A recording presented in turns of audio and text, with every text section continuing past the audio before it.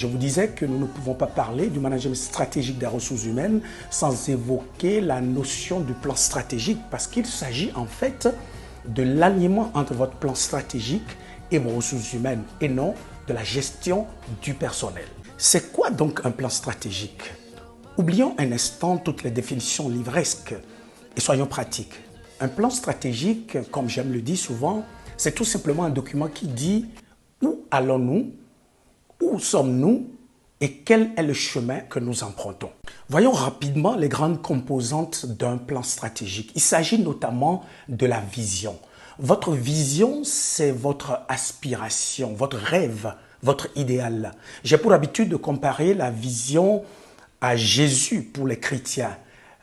C'est comme l'horizon. Au fur et à mesure que vous approchez de l'horizon, il s'éloigne.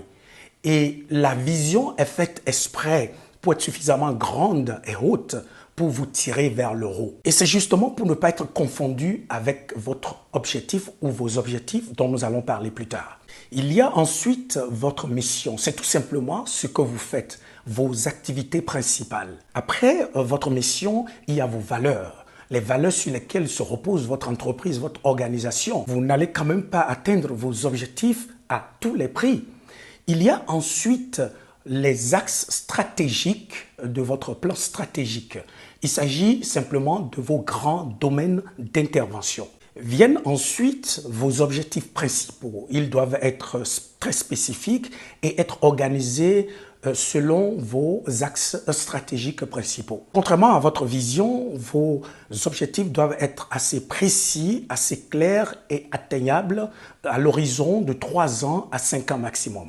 Il y a enfin les moyens dont vous devez disposer pour atteindre vos objectifs. Et parlons justement de moyens, nous parlons des moyens humains, donc des ressources humaines. Et c'est là où nous parlons de l'alignement entre les ressources humaines et votre plan stratégique. En guise de conclusion aujourd'hui, je réponds à une question qu'on me pose souvent, que vous vous posez certainement.